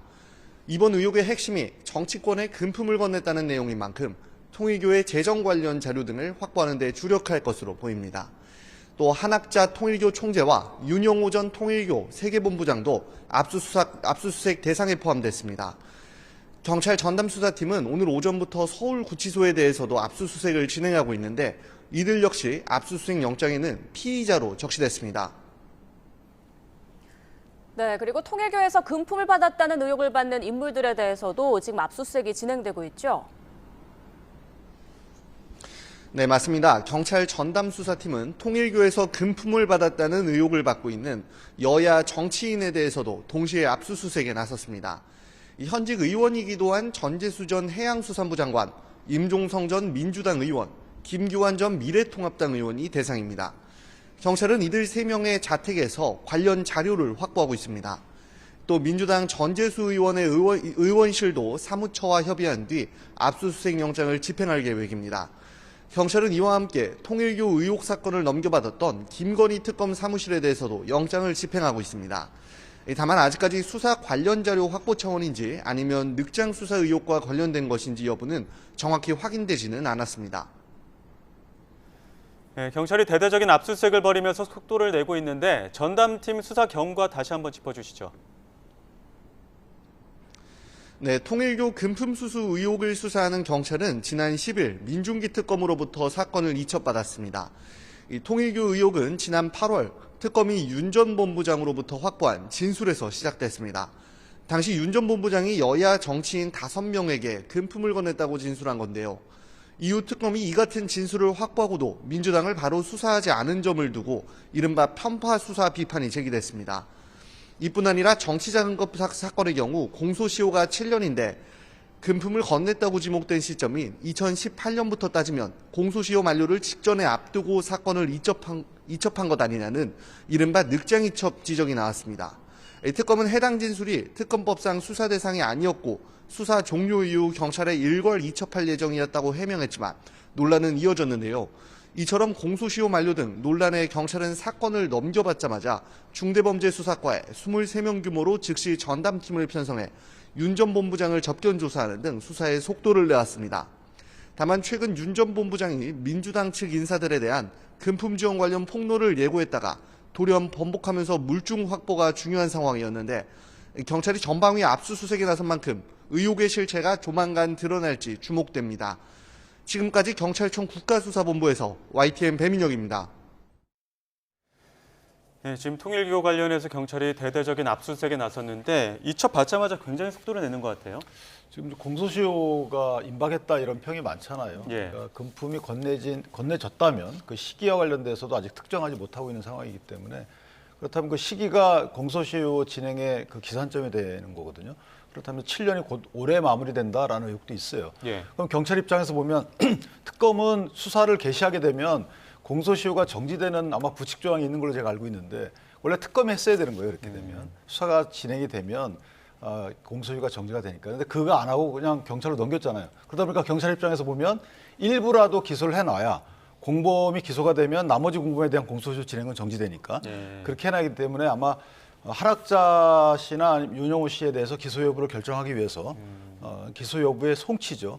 속도를 내는 것이 아닌가라는 생각합니다. 네, 전재수 의원의 여의도 국회의원실 그리고 국회 사무처에 대해서도 압수수색을 진행하고 있는데 어떤 자료를 확보하기 위한 걸까요? 지금 뇌물을 공여했다라고 의심을 받고 있는 윤영호 전 본부장의 진술이 흔들리기 때문에 지금 경찰로서는 빠르게 확보해야 되는 것이 바로 금품이 오갔다라는 것을 뒷받침해 줄 수 있는 이 재정적인 회계적인 자료라든지 아니면 통일교 측과 전 장관이 나눈 대화라든지 이런 부분들을 가늠해 볼 수 있는 물증을 확보하는 것이 대단히 중요합니다. 오늘 압수수색은 정말 대규모로 이루어졌고 양쪽을 동시에 압수수색을 한다라는 점에서 눈에 띄는데요. 즉, 이 금품을 공여했다라고 의심을 받는 윤영호 전 본부장의 구치소까지도 하면서 통일교도 한 번에 압수수색을 진행하죠.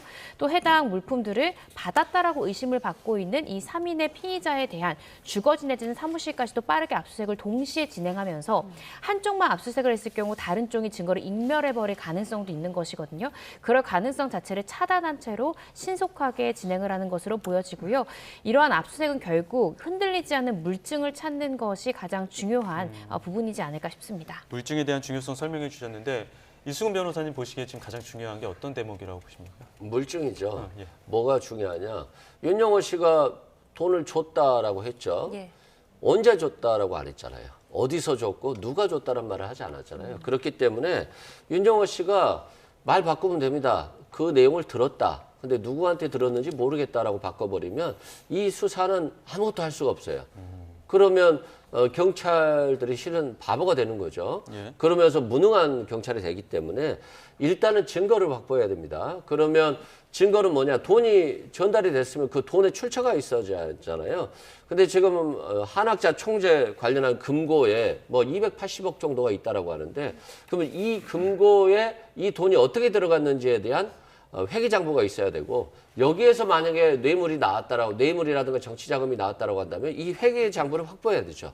그 이 회계장부에 따라서 금고지기가 진술을 해야 될 거 아닙니까? 그래서 금고지기에 대한 조사가 필요한데 가장 먼저 이런 조사를 하기 전에 일단 압수수색을 해야 됩니다. 그래서 통일교 전체에 대한 압수수색과 그리고 정치자금이라든가 불법 자금을 수수했다라고 하는 국회의원들에 대한 뭐 핸드폰이라든가 컴퓨터 여기에 대해서 통일교 관련한 검색을 통해서 이 관련 자료가 있는지를 좀 수사하는 것으로 보여집니다. 그래서 증거를 확보해 놓고 윤영호 전 본부장이라든가 통일교를 수사해 나가야 되는 것이지 이 사람들의 진술에 의존했다가는 수사하다가 수사가 완전히 막혀버릴 수도 있고 관련 증거는 없을 수도 있어요. 이게 2018년, 뭐 17년, 16년 이런 얘기가 나오기 때문에 정치자금법 같은 경우는 공소시효가 다 만료됐다고 보거든요. 그러면 대가성 있는 뇌물자금이 있어야 되는지를 수사해야 되기 때문에 가장 먼저 국가수사본부에서 전망의적으로 증거 확보에 나섰다라고 보시면 될 것 같습니다. 네, 전재수 전 장관, 전 의원의 경우 지금 한 언론 보도에서 이렇게 밝혔습니다. 통일교 7번을 접촉했고 또 한학자 총재와 자서전을 들고 있는 그 사진도 함께 게재를 했단 말이죠. 이에 대해서 앞서 전재수 전 장관의 입장도 전해드렸습니다. 단연코 불법적인 금품 수수, 추호도 없었다면서 응원한다면서 책 들고 사진 찍는데 어떻게 마다하나 이렇게 당시 상황을 설명했는데 증거가 안 나온다면 형의 입증은 뭐 불가능한 거 아닙니까? 근데 이제 전재수 의원의 경우에는 다소 조금 그 대응 방식이 너무 소극적이다는 생각이 들어요. 본인이 정말 억울하면 내가 몇 번 만났던 것을 기억을 더듬어서 몇 번 만날 때마다의 그 상황을 선제적으로 언론에 밝힐 필요가 있다고 봐요.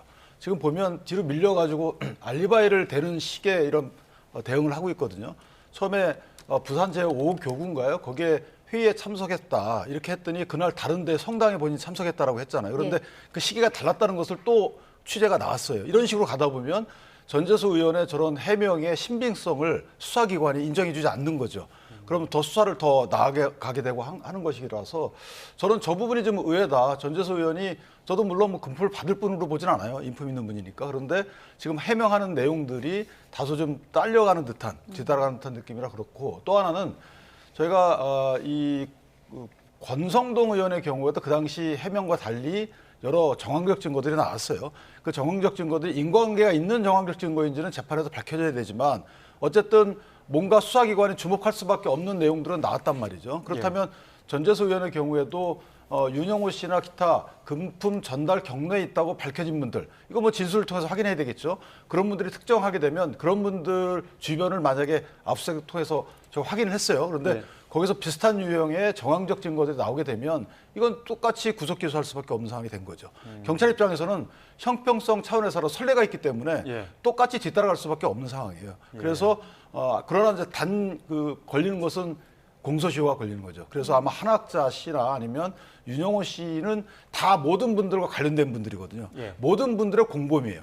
그래서 그분들 먼저 기소를 하게 되면 모든 분들의 공소시효가 정지되는 효과가 있기 때문에 그런 것도 아마 법리적 검토를 하고 있지 않을까 이렇게 생각합니다. 지난 10일에 그 민중기 특검으로부터 경찰이 사건을 이첩받았는데 닷새 만에 민중기 특검으로 압수수색을 했단 말이죠. 여러 가지 확인되지 않은 사항들은 있습니다만 유추해 볼 수 있는 건 어떤 자료를 좀 확보하기 위해서일까요? 네, 지난 10일에 사건을 이첩받았는데요. 경찰에서는 이첩받은 이 사건 기록만으로는 진실을 좀 규명하기 어렵다라면서 이 자료 부분이 좀 미비하다라는 등의 여러 가지 의혹들이 제기가 됐습니다. 그래서 혹여나 이 특검팀에서 넘어오지 않은 자료가 있을 수도 있기 때문에 그것을 확인하고자 압수수색을 시행하는 것일 수도 있고요. 또 그렇게 확보된 자료들을 통해서 현재 이 민중기 특검 같은 경우에는 국민의힘에 의해서 직무유기 등으로 고발이 된 상황이죠. 그래서 이 부분에 대한 어떤 증거를 자연스럽게 이 해당 자료를 검토하는 과정 중에 또 습득할 가능성도 있는 것 같습니다. 그래서 지금 현재 압수수색 영장에 기재된 범죄 사실이 직무유기로 되어 있는 것인지 아니면 윤영호 전 본부장의 정치자금법 내지는 뇌물죄 관련한 이 자료를 확보하기 위함인지는 영장 기재 내용이 구체적으로 나오고 있지 않아서 저희가 정확히는 알 수 없지만 사실은 그 두 가지는 맞닿아 있다는 거죠. 그 두 가지 중에 어떠한 한 가지의 의혹으로 확보된 자료가 결국 뭐 직무유기에 관련돼서 이 경찰이 판단할 수 있는 근거가 되는 자료로 활용될 수도 있는 부분이기 때문에 결국에는 어떠한 영장 기재 내용은 봐야 되겠지만 확보하는 자료가 두 가지 모든 이 사건에 적용이 될 수 있는 것이지 않을까 싶습니다. 네, 경찰이 입건한 3명, 전재수, 임종성, 김규환 이렇게 3명은 지금 피의자로 입건이 됐고요. 그리고 출국 금지 조치까지 지금 내려진 것으로 확인이 됐는데 강제 수사가 이제 막 시작이 됐습니다. 피의자 소환 조사는 언제쯤 좀 진행이 될까요? 제가 봤을 때 이건 굉장히 오래된 사건이고 예. 특히 정치자금법 위반 사건 같은 경우는 공소시효가 만료될 가능성이 높아요. 그렇기 때문에 빨리 신속하게 소환 조사를 하진 않을 것 같고 일단 증거를 확보한 이후에 그 증거를 분석한 이후에 부를 것 같습니다. 그리고 윤영호 전 법무장에 대해서도 한번 접견을 하긴 했습니다만 아마 개략적인 사건의 개요를 듣는 상황이었을 것 같고 또 지금 전혀 통일 이 사람도 자신의 형사 사건에 유리하게 하려고 이걸 발설을 했을 것 같거든요. 그런데 이 사건이 커져버려 가지고 오히려 지금 통일교 전체에 대한 압수수색들이 이루어지고 있기 때문에 자신의 수사에 대해서 불리하지 않을까? 특히 지금 한학자 총재를 모시고 있기 때문에 한학자 총재가 가장 유리한 방법이어야 될 것인데 정부를 상대로 또는 민주당을 상대로 살짝 공격했더니 제대로 국가수사본부에서 수사해버리겠다. 대통령도 철저히 수사하라고 하니까 아마 당황했을 수도 있어요. 그래서 다시 한번 자신의 진술을 살짝 바꾼 것 같은데 결과적으로 본인에게 유리하냐 불리하냐에 따라서 진술이 계속적으로 바뀔 수가 있어서 진술보다는 증거 확보 및 객관적 증거를 통한 진술을 받아내는데 거기에 좀 집중해야 될 것 같고 그런 측면에서 전재수 전 장관 등에 대한 소환 조사는 좀 상당 부분 좀 지연될 가능성이 높습니다. 예, 그 전재수 전 장관, 그러니까 전재수 의원 저희가 지금 의원실 모습도 앞서 지금 화면으로 계속 보여드렸습니다. 오늘 압수수색에 나서서 지금 보시는 것처럼 전재수 의원 의원실에도 압수수색이 나갔기 때문에 지금 기자들이 지금 대기를 하면서 관련 상황들을 좀 보고 있는 것 같은데요. 여러 가지 정황들이 있었습니다. 또 뭐 특별 보고서를 통해서 한학자 총재와 만났다든지 아니면 협조를 한다라는 어떤 의사를 밝혔다든지 이런 것들이 이제 전재수 의원 관련된 정황들이 있거든요. 이런 건 정황 증거로 좀 효력을 발휘할 경우는 없습니까? 있죠. 있는데 그보다 더 중요한 것은 이제 금품이 갔다라고 하는, 전달됐다라고 하는 그 전달 동기는 별도로 따져봐야 될 부분이고요. 그런 식으로 뭔가 그런 이제 대가성 판단에 있어서의 중요 요소인 걸로 보여져요. 이걸 청탁하기 위한 그 청탁의 대상 내용이 있어야 되는 거니까 그 현안에 대한 거는 그런 식으로 입증하면 되는 부분이고, 제일 중요한 건 이제 금품이 흘러갔다는 진술의 신빙성을 판단하기 위해서 여러 가지 정황 증거를 따져보는 건데, 예. 그러려면 휴대폰이 필요해요. 휴대폰인데 윤영호 씨의 휴대폰과 한학자 씨의 휴대폰, 그리고 윤영호 씨의 부인인 재정국장 했던 사람의 휴대폰. 예. 이 휴대폰 자체는 아마 이미징이 떠져서 특검이 그 파일을 갖고 있을 거예요. 그 파일도 압수수색의 대상이 되지 않았을까라는 생각을 하는데, 거기에서 보면 이미징 파일을 내서 이제 키워드를 넣어서 추출을 하는데, 예. 그 추출할 때는 이 사건에 관련된 혐의 내용은 없었던 거죠. 그러니까 새로이 추출해야 되겠죠. 그래서 아마 관련돼서 그것과 관련돼서 뭔가 나오게 되면 그러면 수사에 탄력이 붙는 거고, 그와 관련돼서 이제 추궁성 피의자 신문이 이루어지겠죠. 그래서 그 정도의 그러니까 경로 확인, 그다음 관련된 뭐 이미징 파일에 대한 압수수색 후 분석, 이런 것들 한 이후에 피의자를 부르지 않을까라는 생각을 하고요. 거듭 말씀드리지만 한학자 씨와 그다음에 윤영호 씨와 관련된 부분을 좀 서두르지 않을까.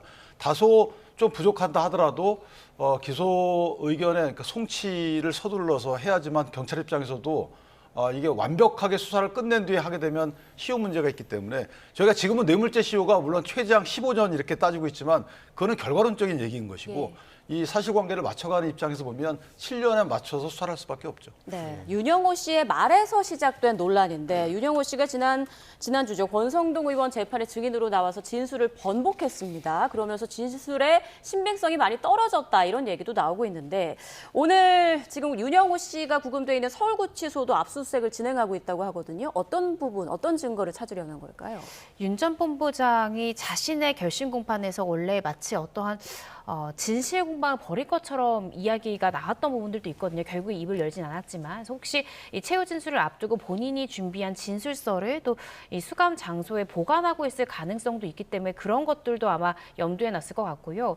그리고 제가 주목하는 것은 윤영호 전 본부장이 이렇게 6년, 7년 가까이 된 이러한 이 수수 부분에 대해서 어떻게 이렇게 정확하게 기억할까? 왜냐하면 윤 전 본부장은 제가 개인적으로 지금 상황을 봤을 때는 통일교와 정치권을 연결한 하나의 고리로서 어떤 로비스트로서 지금 작동을 했던 그런 사람 같거든요. 그러면 본인이 접촉했던 인물들이 한두 사람은 아니었을 텐데 6년도 훨씬 더 지난 사건에서 이 의원에게는 내가 얼마를 줬고 시계 브랜드까지 정확히 특정하고 또 이 의원에게는 얼마의 돈을 줬고 이것을 기억한다는 것은 제가 생각하기엔 메모라든지 아니면 자신의 부인이 재정을 담당했기 때문에 따로 정리한 어떤 문서가 있기 때문에 정확한 진술이 나갈 수 있었을 것이라 보여지거든요. 그래서 특검 지금 현재 경찰에서도 그런 부분들까지 염두에 두고 혹시나 이 수감된 장소 안에 어떤 메모라든지 본인이 특검 면담 과정에서 준비했던 어떤 자료를 보관하고 있을 가능성 이런 것들을 전반적으로 보고 압수수색을 진행하는 것이 아닐까 싶습니다.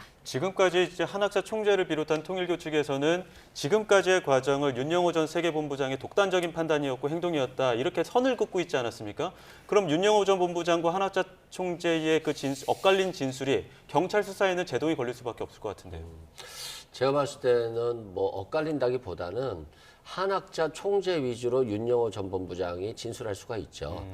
그리고 법원의 재판 과정에 있어서도 내가 민주당에 대한 약점도 가지고 있으니까 통일교를 상대로 한 수사라든가 이런 것도 압박을 하지 말아달라고 하는 메시지였을 가능성이 높아요. 그런데 민주당과 대통령실에서 더 강하게 수사해라 라고 하고 국가수사본부에서도 이렇게 신속하게 수사가 진행되니까 좀 당황했을 가능성이 높아요. 그리고 권성동 의원에 대해서도 자신의 재판에서는 1억을 줬다라고 했는데 권성동 재판에서는 애매모호하게 얘기를 했어요. 그래서 배달 사고 가능성까지도 언급을 했거든요. 그건 뭐냐면 실은 정치인들에 대해서 공격하고 싶지 않은 거죠.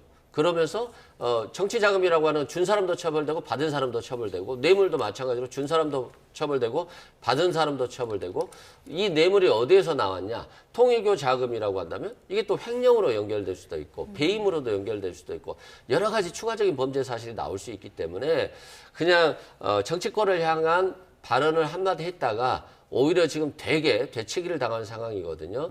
그런데 저는 국가수사본부라든가 경찰에서 여야 정치인들 가리지 않고 엄중하게 수사를 해야 돼요. 예. 그렇지 않으면 이게 만약에 이런 사실이 정말 사실이었다라고 한다면 전 정권의 부패인데 마치 현 정권에서 이 수사를 제대로 하지 않으면 이 부패의 공범인 것처럼 해석될 수도 있어요. 그래서 더 엄중하고 더 발본색원해야 된다라는 측면에서 지금 신속한 수사가 굉장히 좋고 또 오히려 이런 것들이 건강한 정부를 만들어내는 과정에 있어서 굉장히 좋은 시그널이다.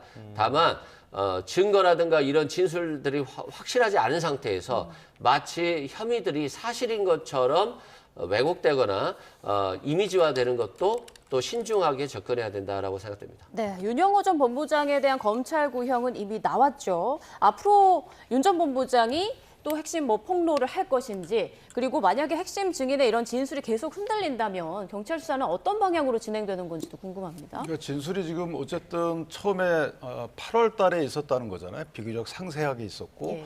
그 진술과 또 맥을 같이 하는 녹취록이 또 있어요. 그 녹취록은 녹취 파일로 제출이 됐을 텐데 그걸 녹취록으로 떠서 특별검사팀이 공판 유지를 위해서 재판부에 냈다는 거예요. 그럼 그만큼 이걸 증거로 써주세요. 이거 신빙성 있습니다라고 본인 스스로 판단해서 한 것임에도 불구하고 맥을 같이 하는 다른 민주당 관련된 분들에 대한 수사는 안 했다는 거죠. 그러니까 일단 여기에서 브레이크가 걸렸던 거죠.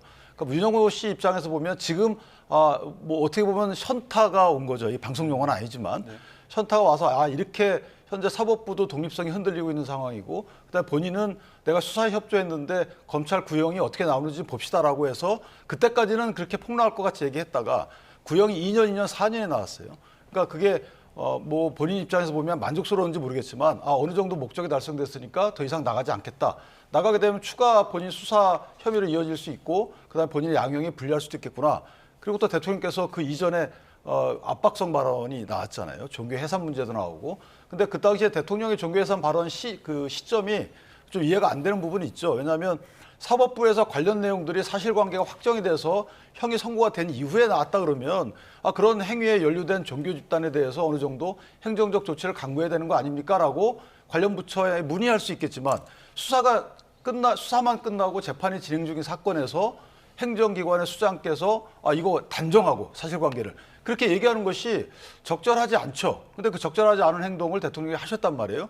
그러면 이걸 그냥 단순하게 그 자리에서 그냥 하셨는지 아니면 특정 목적을 갖고 했는지 아무도 모르는 거죠. 그러나 그 얘기를 듣는 윤영호 씨 입장에서 보면 압박으로 느낄 수밖에 없죠. 그래서 그게 작용해서 입을 다물었는지 안 다물었는지 모르겠지만 또 사실이 특검에서 진술한 내용이 사실인지 재판부에 진술한 내용이 사실인지 아무도 모릅니다. 네. 그러나 경찰 입장에서 보면 관련 증거들이 수집되면 어느 것이 더 사실에 가까운지가 수사를 통해서 판명되겠죠.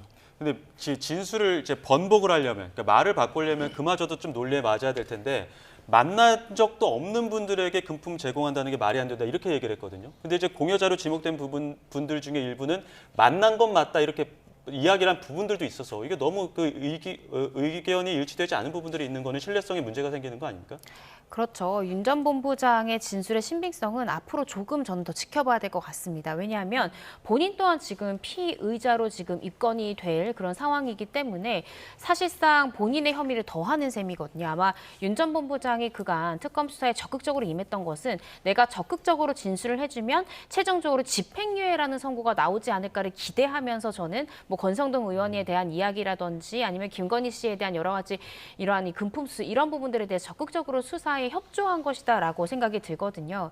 그런데 지금 추가적으로 이 정치자금법이라든지 뇌물공여죄 공범으로 기소가 된다면 본인이 설사 압사건으로 집행유예를 받는다 하더라도 다시 한 번 더 구속될 수 있는 상황이 오기 때문에 본인의 진술이 계속 흔들릴 가능성이 있고요. 특히 공소시효가 만료됐다라는 것이 본인에게 더 유리하다라는 판단을 한다면 이러한 금품들을 줬다는 시기를 더 앞당길 가능성, 즉 2018년 뭐 8월이다, 9월이다 이런 식으로 이미 만료된 시점을 진술함으로써 진술 번복이 나올 가능성도 있기 때문에 그래서 경찰은 흔들리지 않은 물증을 먼저 확보해서 회계장부라든지 이런 것들을 통해서 이 윤 전 본부장이 설사 그 시기를 앞당긴다 하더라도 규명할 수 있는 물증에 현재 수사에 총력을 다하는 것이다. 라는 생각이 듭니다. 네, 자 방금 들어온 속보 전해드리겠습니다. 헌법재판소에서 오는 18일 조지호 경찰청장에 대한 탄핵 심판 선고를 진행한다는 속보가 들어왔습니다. 계엄에 가담한 혐의를 받고 있는 조지호 경찰청장 오는 18일 탄핵 심판이 선고될 예정입니다. 18일 오후 2시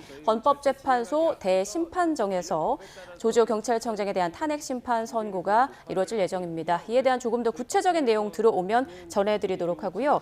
계속해서 통일교 의혹 좀 더 짚어보겠습니다. 지금 윤영호 전 본부장의 진술이 흔들리고 있는 상황에서 가장 중요한 게 이제 증거 확보일 텐데 그래서 오늘 이렇게 대대적으로 또 강제 수사를 진행하고 있는 거기도 하죠. 그런데 이미 시간이 너무 많이 지났잖아요. 증거가 나올 가능성은 없고 만약에 뭐 관련 기록 등만 남아 있다면 이건 어떻게 되는 건가요? 예를 들어서 핸드폰 같은 것을 압수수색하거나 컴퓨터를 압수수색해도 안 나올 가능성이 높아요. 예. 이미 핸드폰은 몇 번 교체됐을 거거든요. 그렇기 때문에 결국에는 통일교의 회계장부가 굉장히 중요할 것 같습니다. 사람들 진술이 아니라 회계장부에 어떤 뭉칫돈이 나갔고 그 시기에 나갔고 라고 한다면 그 시기에 이 통일교 측에서 어떤 시계를 샀는지 여부를 확인할 수 있는 거잖아요. 그런 측면에서 어떤 단서가 나와야 된다 말씀드리고 권성동 의원 같은 경우는 시간이 별로 흐르지 않았죠. 또한 이 통일교 측에서 아마 뇌물이라든가 정치 자금을 주면서도 향후 정치인을 좌지우지할 카드로 남겨놓기 위해서 1억 원을 샜는데 그 사진을 찍어 놓잖아요. 이건 굉장히 압박용이거든요. 그리고 나서 돈이 잘 전달됐다라고 하는 것을 확인시켜주기 위해서 권성동 의원한테 작은 정성이지만 잘 받아주십시오라고 한단 말입니다. 그럼 뭔가가 전달됐다는 것이고 윤영호 전 법무장관 밥을 먹었을 때 한 2명 정도가 더 있었어요. 이건 배달 사고가 나는지 여부를 확인하기 위한 증인용이에요. 예. 그만큼 철저하게 통일교가 권성동 의원에 대해서는 증거를 확보해놨기 때문에 윤영호 씨가 권성동 재판에 나와서 마치 배달 사고 가능성도 좀 있는 것처럼 얘기했다 할지라도 관련 증거가 너무 명확해서 판사가 유죄 판결을 내릴 가능성이 매우 높습니다. 예. 그런데 과거 7년, 8년 전의 사건의 경우에는 통일교가 증거를 확보하지 않았을 가능성도 있고 확보했더라도 분실했을 수도 있고 또 가지고 있으면서 이걸 숨길 수도 있어요. 그래서 결국에는 통일교 측의 수사 협조가 굉장히 중요한 상황인데 자칫 수사를 협조했을 때 자신들이 뇌물 공여자가 되고 불법 정치자금 기부자가 됐을 때 형사처벌 가능성이 높아질 수가 있어서 저는 통일교 측의 적극적인 협조를 바라기는 상당히 어렵다고 봅니다. 예, 앞서 윤 변호사님은 이거 원래 경찰이 할 사안이 아니라 특검이 할 사안이다 이렇게 말씀도 해주셨는데 정청래 민주당 대표 오늘 아침에 속보를 통해서 앞서 전해드리긴 했습니다만 특검 절대 안 된다, 언감생심이다 이렇게 얘기를 했거든요. 여기에 대해서는 어떻게 좀 더 이상하죠.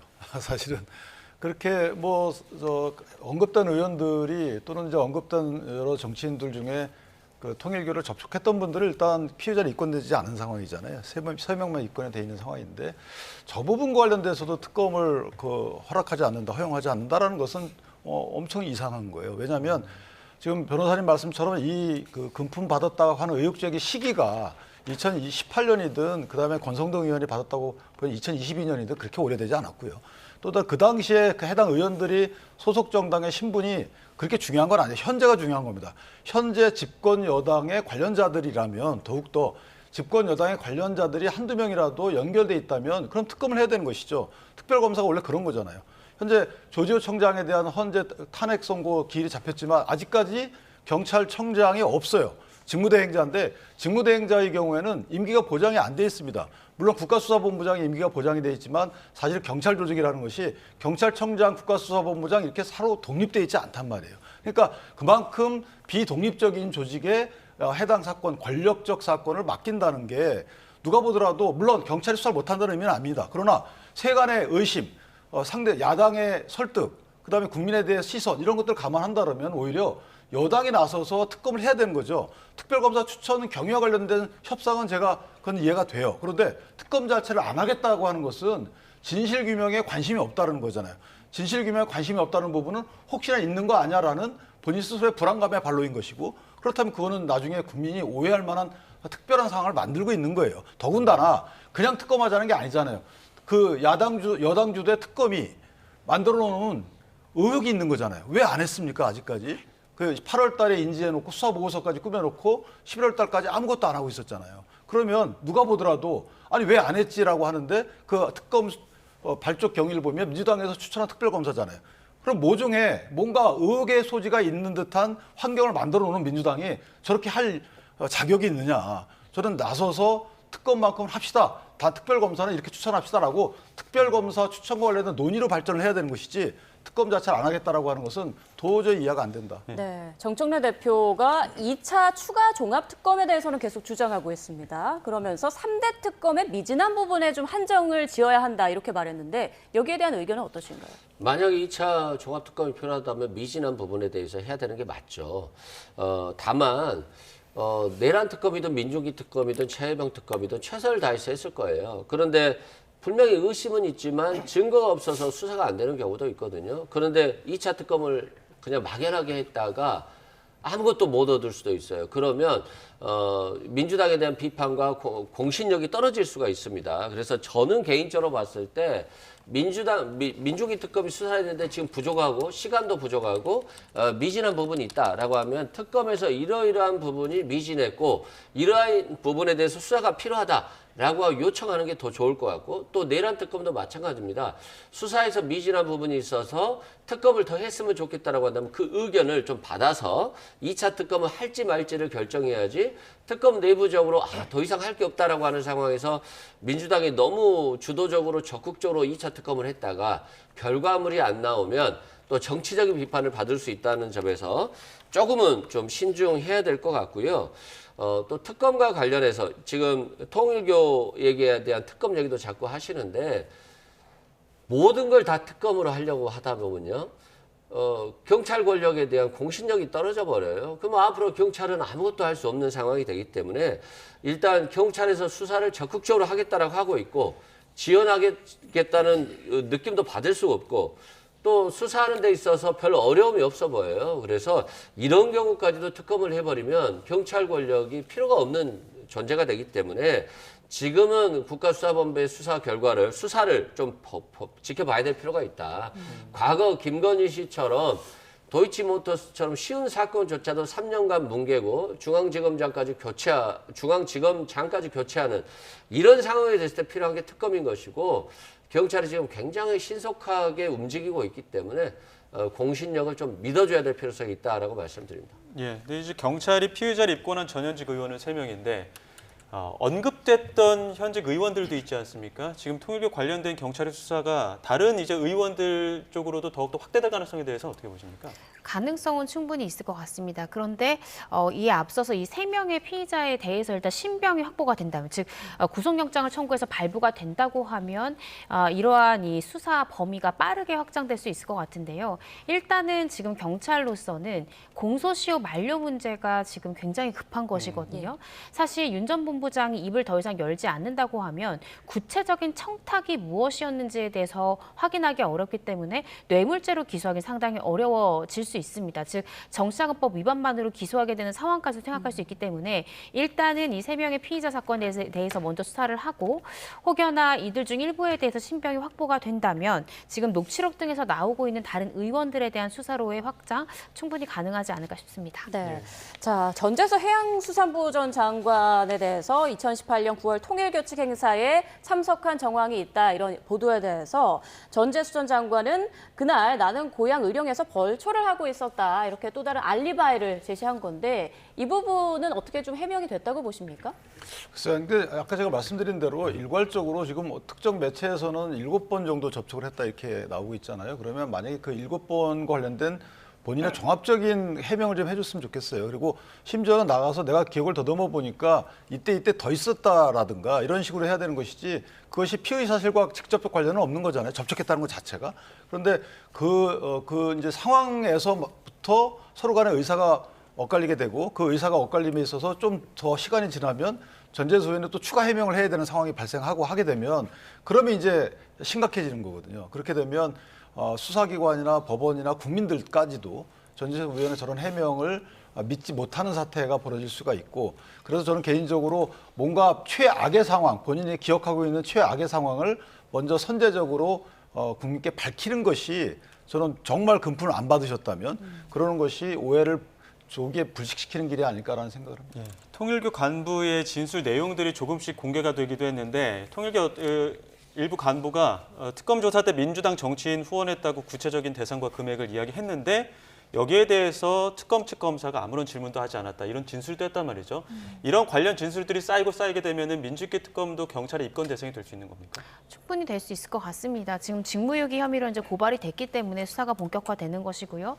사실 많은 의구심을 낳는 거죠. 저는 제일 조금 납득이 되지 않는 이유가 결국 권성동 의원에 대한 기소 그리고 또 김건희 씨에 대한 수사 초반에 결국 특검팀이 가장 믿었던 것이 윤영호 전 본부장의 진술이었거든요. 예. 윤 전 본부장의 초기 진술이 없었다고 하면 김건희 씨에 대한 이런 구속영장 발부가 상당히 어려웠을 수도 있는데 같은 사람의 진술을 반은 믿고 반은 믿지 않는다라는 것이 과연 수사기관으로서 취할 수 있는 온당한 부분인가 생각이 들거든요. 원래 수사라는 것이 양쪽의 입장이 있으면 한쪽의 말을 믿으면 그 사람의 논리를 적극적으로 취득을 해서 수사 방향을 결정하고 결정을 내리는 것이거든요. 그런데 윤 전 본부장의 말이 권성동 의원 관련한 것, 김건희 씨 관련한 진술은 아주 신빙성이 높다라고 채택을 하고 또 다른 부분에 다른 의원에 대한 부분에 대해서는 신빙하기가 어렵다라는 이유로 그리고 그때 심지어 이제 8월에 면담 과정에서 나왔다는 것인데 9월에 권성도 의원이 구속이 됐었거든요. 그러면 그 8월에서 9월 넘어갈 동안 특검이 상당히 많은 브리핑을 했습니다. 수사 과정에 대한 것도 그렇고요.